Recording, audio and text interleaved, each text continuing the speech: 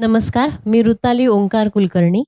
मी मूळची संभाजीनगरची, पण मागच्या 12 वर्षांपासून जेव्हापासून जॉबला लागले आय-टी कंपनीमध्ये, मी एम-एन-सीमध्ये काम करते, तेव्हापासून मी पुण्यामध्ये आहे. आणि पहिले मी पुण्यामध्ये आल्यापासून आणि संभाजीनगरला सुद्धा कॉलेज लेव्हलवरती थिएटरमध्ये काम करायचे, नाटकांमध्ये काम करायचे. पण आता लग्न झाल्यानंतर मुलगा झाला 2020 मध्ये. तिथून पुढे मग मी थिएटर नाही कंटिन्यू करू शकले, कारण त्याच्या तालमींना वगैरे भरपूर वेळ द्यावा लागतो. जो नंतर शक्य होत नाही. मग कोविडचा थोडासा पिरियड गेल्याच्या नंतरपासून मी मग लहान मुलांसाठी स्टोरी टेलिंग सुरू केलं. ज्याच्याने मला सुद्धा जी आवड आहे एक्सप्रेस होण्याची, काही 4 लोकांसमोर येऊन बोलण्याची, काहीतरी सांगण्याची, ती पण जोपासल्या जातीये आणि लहान म्हणजे माझ्या मुलासोबत मी ते शिकत गेले, की खरंच मुलांना भरपूर गोष्टी नसतात माहिती. आपल्याला जे काही माहीत आहे त्याच्यातून जर त्यांना आपण अजून खुलवू शकलो, अजून त्यांना बोलतं करू शकलो, तर किती त्याचा फायदा होऊ शकतो. हे मी करत होते माझ्या लेव्हलवरती. पण जेव्हा भीष्म स्कूलची ही Facebookवरती ॲड पाहून मी हा कोर्स स्टोरी टेलिंगचा जॉइन करायचा प्रयत्न केला. त्याच्यानंतरपासून एक नवीन दिशा मिळाल्यासारखं झालं. कारण जनरली स्टोरी टेलिंग या शब्दानुसार आपण जर सर्च करायला गेलो इंटरनेटवरती, तर आपल्याला इंग्लिश बुक्स, त्याच्या स्टोरीज, मग काहीतरी सांता क्लॉसचं हे, ते अशा बऱ्याच. त्या वाईट आहेत असं नाही. त्या खूप छान आहेत, लहान मुलांच्या दृष्टीने एंगेजिंग आहेत. पण आपलं रामायण, महाभारत, आपल्या पौराणिक कथा त्या पण काहीच कमी नाहीयेत, उलटं जास्त आहेत. जे असं म्हणतो ना आपण एखाद्या मूव्हीमध्ये अशा खूप काहीतरी एक्साइटिंग गोष्टी पाहिजे, तर मुलांना त्या छान वाटतात.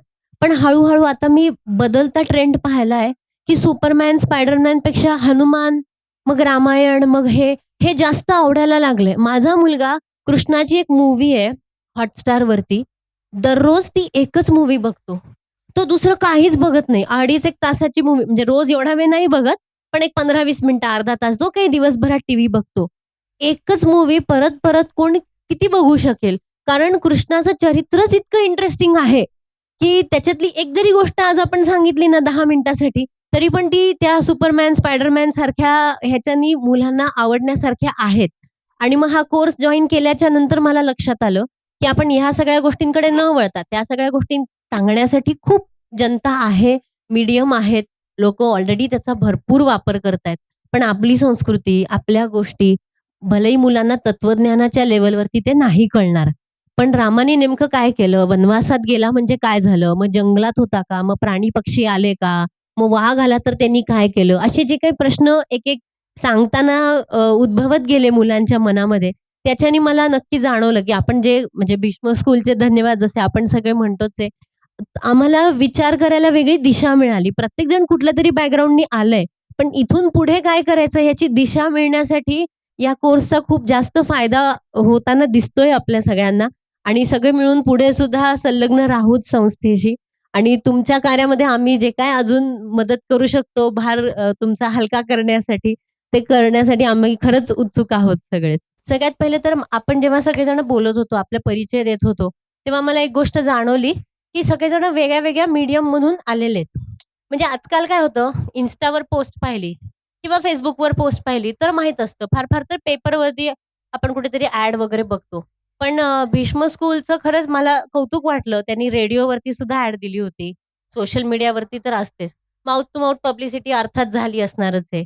न्यूजपेपरमध्ये दिले. म्हणजे थोडेसे कालबाह्य झाल्यासारखे जे मीडियम आपल्याला आजकाल वाटतात, ते अजूनही किती आहेत प्रभावी, हे या छोट्या उदाहरणातून माझ्या सगळ्यांचे परिचय ऐकताना लक्षात आलं, की खरंच म्हणजे आपण कदाचित ते मिस केलं असेल, पण रेडिओवरती सुद्धा नुसतीच गाणे आणि धांगड-धिंगा काहीतरी नाही चालू आहे. तर ह्या सगळ्या गोष्टींचं सुद्धा केल्या जातंय प्रमोशन ही खूप चांगली गोष्ट वाटली. त्याच्यासाठी सगळ्यात पहिले तर मला भीष्म स्कूलचं विशेष कौतुक करावं वाटलं आणि ज्याच्यासोबत आपल्याला हे पण एक गोष्ट लक्षात आली, की आपण सगळे आता हिंदू धर्म प्रशिक्षक असो किंवा जीवनविद्या किंवा स्टोरी हे अं, फक्त सोशल मीडिया हेच फक्त प्रभावी माध्यम उरलंय, असं नाही. अर्थात ते सगळ्यात जास्त प्रभावी आहे आजच्या काळात आणि आपण बापरे! काय नुसतं मोबाईल आणि Facebook आणि हे. तर त्याचा योग्य वापर करून घेतला ना, तर त्या गोष्टी खरंच चांगल्या आहेत. पण आता आपण प्रशिक्षकाच्या भूमिकेत, अभ्यासकामधून प्रशिक्षकाच्या भूमिकेत जातोय, जसं सर म्हणाले होते. तर आपण ही गोष्ट सुद्धा लक्षात घेतली पाहिजे, की या मीडियमचा आपण जास्तीत जास्त वापर करून घ्यायला पाहिजे. कदाचित रेडिओवरती एखादं काहीतरी घेतलं. आता त्याची प्रोसेस आणि काय आहे ते आपल्याला बघावं लागेल. तो एक वेगळा अभ्यासाचा भाग झाला. पण कालाच्या मागे चालत असलेल्या न्यूजपेपर, रेडिओसारख्या गोष्टीसुद्धा आपण जास्तीत जास्त प्रभावीपणे कसं वापरून घेऊ शकतो, ह्याच्यावरती आपण सगळ्यांनीच विचार करूया. आत्ता माझ्याकडे एकदम काही असं सोल्युशन नाहीये ह्याच्यासाठी. पण ही आयडिया मात्र नक्की ह्या सगळ्या ह्याच्यातून मिळाली, की आपण नक्की त्याचा उपयोग सुरू करू. आणि आता कोर्सबद्दल एक सांगते. जे काही आपले मार्गदर्शक होते, आपले टीचर्स होते सध्यासाठी म्हणूया, आपले शिक्षक होते. त्या सगळ्यांची वेगळ्या-वेगळ्या प्रकारची शैली होती. कोणी इंटरॅक्टिव्ह सेशन्सला जास्त भर देत होतं, जसं स्वरजा मॅडम होत्या किंवा उदय कुमठेकर सर, नरेंद्र जोशी सर ह्यांचं थोडंसं वन वे जरी वाटलं तरी आपण सगळा ज्यांनी त्याच्यामध्ये पार्टिसिपेट केलेला आहे, तो सगळा वर्ग इतका मॅच्युअर्ड होता, की नाही अरे बापरे! काय चालू आहे? बापरे! मला समजतच नाहीये. मध्ये त्यांनी थोडंसं बोलायला पाहिजे, मध्ये पॉज घ्यायला पाहिजे. असे प्रश्न नाही आले आपल्या डोक्यामध्ये. कारण त्याचा कंटेंट जो कव्हर करतायत तो इतका जास्त छान होता, की ते म्हणजे खिळल्या जात होते प्रत्येकजण. आता जसं त्या मला आठवत नाही कोण म्हणाल्या, पण रेकॉर्डिंगमध्ये सुद्धा हात वर केला जायचो, की मला प्रश्न आहे.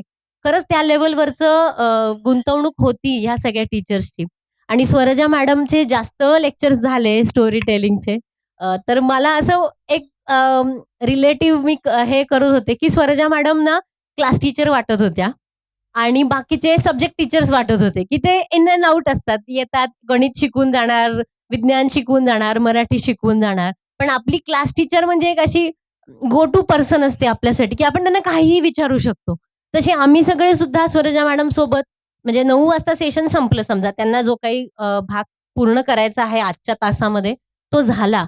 9 ते 9:30 वेगळीच काहीतरी डिस्कशन्स चालायची. आणि ती पण तितकी जास्त इंटरेस्टिंग असायची. म्हणजे असं नाही व्हायचं, की बापरे 9 वाजले, ठीक आहे ऑफिसची गडबड आहे, हे आहे, बंद करू.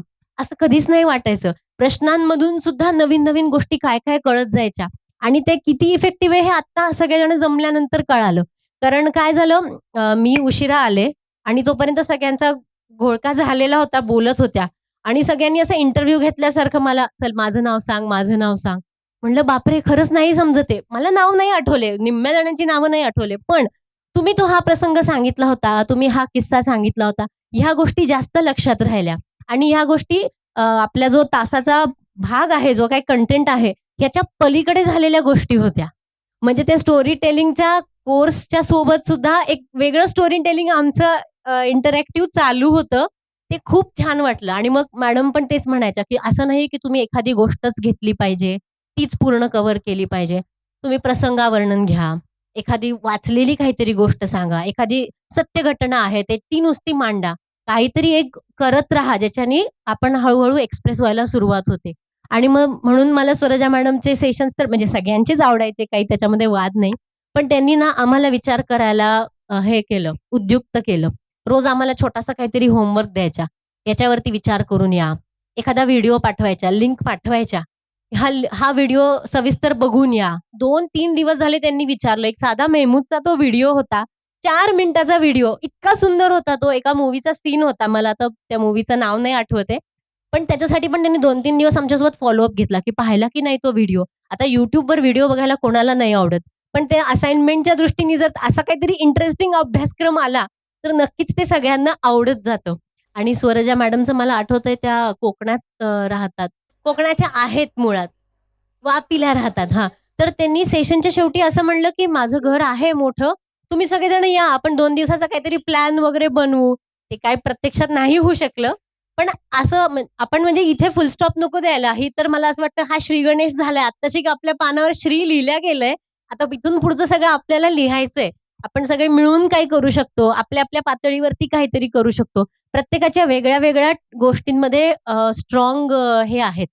मी एखाद्या गोष्टीमध्ये चांगली आहे, तुम्ही वेगळ्या गोष्टींमध्ये चांगले आहात. त्या प्रत्येक गोष्टीचा वापर करून आपण नवीन काहीतरी बनवू शकतो. जे भीष्म सुद्धा उपयोगी राहणारच आणि आपल्या स्वतःला सुद्धा. आणि आता हिंदू धर्माच्या कोर्सबद्दल खूप माहिती ऐकल्यानंतर आम्हाला असं वाटायला लागलंय, आम्हाला तिन्ही कोर्स करायला आवडतील. आणि त्याच्यानंतर हां, माझा मी वैयक्तिक एक पॉइंट सांगते. जेव्हा पुस्तक आलं आपल्या अभ्यासक्रमाचं, अर्धा भाग कथाकार बनण्यासाठीची काय-काय तयारी हवी आहे, याच्यावरती कव्हर करत होता. आणि अर्धा भाग पुराण कथा त्याच्यामध्ये त्यांनी कव्हर केल्या होत्या. भलेही त्या छोट्या म्हणजे संक्षिप्त रूपामध्ये असतील, पण खूप कथा अशा होत्या की नव्हत्या माहिती. म्हणजे मी माझं सांगते, जातक कथा मी वाचलेल्या नव्हत्या. नीतिकथा म्हणजे पंचतंत्र वाचलेलं असतं, सगळ्यांनीच वाचलेलं. आता मी लहान मुलांचं स्टोरी टेलिंग करते म्हटल्यावर ते तर म्हणजे अगदीच फेमस आहे का काय तुम्ही म्हणा त्याला, पण ते वाचलेलं असतं. पण जातक कथा, नीतिकथा ह्या पण तितक्याच रसपूर्ण आहेत, हे त्याच्यानी कळालं आणि माझं वाचन कमी आहे खूप. म्हणजे आता ते मुलं लहान आहेत किंवा नोकरी आणि ते काही पण त्याचे एक्स-वाय-झेड कारणं असोत. पण त्याच्या निमित्ताने मला हे लक्षात आलं, की मला जर दुसऱ्यांना चांगली स्टोरी सांगायची आहे, तर मुळात पहिले माझं वाचन प्रगल्भ पाहिजे. जे या कोर्सच्या निमित्ताने लक्षात आले. माझी आई भयानक वाचते. म्हणजे दिवसाला एक पुस्तक तर ती सहज पूर्ण करते आणि ते पिकतं तिथे विकत नाही तशी गत होती आत्तापर्यंतची. घरी भरपूर पुस्तकं आहेत, पण वाचणारच नाही असं होत होतं माझं. पण आता मी आईला सांगितलं, की संभाजीनगरला असलेली सगळी पुस्तकं माझ्याकडे आणून दे. आता मी वाचायला सुरुवात करणार आहे. मग तिचं तेच झालं, की आई सांगते ते पटकन ऐकतच नाही आपण. बाहेरच्या कोणीतरी सांगितल्यानंतर जास्त पटकन समजतं. ही वेळ उशिरा आली खरं, पण असं वाटतंय आता आपण थांबायला नको. इथून पुढे वाचन वाढवायचं आणि सगळ्याच गोष्टी जाणून घेण्यासारख्या खूप साऱ्या गोष्टी आहेत आणि त्याचा तुम्हाला प्रत्यक्ष ह्याच्यामध्ये कधी फायदा होईल यू नेव्हर नो. कधीतरी कुठेतरी एखादी गोष्ट वाचलेली असते, त्याचा काहीतरी संदर्भ निघतो आणि मग आपल्याला असं छान वाटतं, "अरे हो, मला हे माहीत होतं म्हणून मी आज चार चौघात याच्यावरती बोलू शकले किंवा माझ्या मुलांना काही सांगू शकले." कुठेही त्याचा वापर होतो. एकदा मिळवलेल्या माहिती कधीही वाया जात नाही. ते आपल्याला अनुभवानंतर कळायला लागतं. ह्या सगळ्या गोष्टी हळू स्टोरी टेलिंगच्या कोर्सनी कळत गेल्या आम्हाला. आणि परीक्षा जी आपली झाली, थिअरी परीक्षा झाली पहिले. कॉलेजच्या नंतर कॉलेजचे जसं आत्ता मगाशी सरांनी सांगितलं ना, जे 10 शब्दात सांगू शकतो ते 1000 शब्दात सांगण्याची क्षमता असते. अशी उत्तरं कॉलेजची इंजिनिअरिंगची लिहिलेली आहेत आम्ही. ॲक्टिव्ह व्हॉईस, पॅसिव्ह व्हॉईस असं तसं. एक गोष्ट लांब सांगत लिहत जायचं. त्याच्यानंतर आत्ता म्हणजे मी पास आउट होऊन आता 12-13 वर्ष झाले इंजिनिअरिंग माझं होऊन. त्याच्यानंतर ह्याच्यामध्ये 500 ते 700 शब्दात लिहा. ती प्रश्नपत्रिका पाहिल्यानंतर इतकं टेन्शन आलं होतं, की बापरे! 500 शब्द मी लास्ट कधी लिहिले होते मला आठवत नव्हतं. पण जेव्हा त्याचं थोडंसं वाचून, थोडंसं Googleवर वाच, थोडं पुस्तकातलं वाच, थोडंसं मनाने काहीतरी लिही. 1-2 प्रश्न असे झाले, की माझे 700च्या पुढे गेले शब्द. मला लक्षात पण नाही आलं हे. पण मग तेव्हा ते मी वर्ड फाईलमध्ये लिहिले. मग ते वर्ड काउंट आणि ह्याच्यानंतर मग थोडंसं त्याला कट करून, जे कामाचं आहे तेवढंच लिहून वगैरे. म्हणजे त्याच्यातून अजून एक गोष्ट लक्षात आली, की आपण असं लिमिट करतो स्वतःला, की नाही, हे तर मला जमणारच नाहीये. मी कुठे 500 शब्द लिहू शकणार आहे, मी कुठे 700 शब्द लिहू शकणार आहे. पण आपण जेव्हा ते खरं करायला जातो ना, तेव्हा आपण स्वतःलाच सरप्राईज करतो, की आहे आपल्यामध्ये क्षमता, पण आपण त्याला तितकं लक्ष देत नाही त्या गोष्टीकडे. आणि एक्झामच्यामध्ये मला अजून एक सांगावं वाटेल, जसं तुम्ही आम्हाला आज इथे व्यासपीठ दिलं आहे, हे ऐच्छिक ठेवलं आहे अर्थात. तसं जशी आपली एम-सी-क्यूजची परीक्षा झाली, आपली थिअरी परीक्षा झाली, तशी एक प्रॅक्टिकलची सुद्धा परीक्षा असेल, तर आम्हाला खूप आवडेल. म्हणजे आता स्टोरी टेलिंगचा मी सध्या संदर्भ घेते आणि मग त्यावेळेला खूप चॅलेंजेस येतात. कधी-कधी सुचत नाही, आपण ब्लँक होऊन जातो. सो त्याची तयारी, एक पूर्वतयारी म्हणून याचा फायदा होऊ शकतो असं म्हणजे मला वाटतं. म्हणून मला एक सजेस्ट करावं वाटलं. आणि मी याच्या आधी अपूर्वाताईंकडून ऐकलं होतं, की भीष्मचे प्रकाशित सुद्धा काही पुस्तकं आहेत.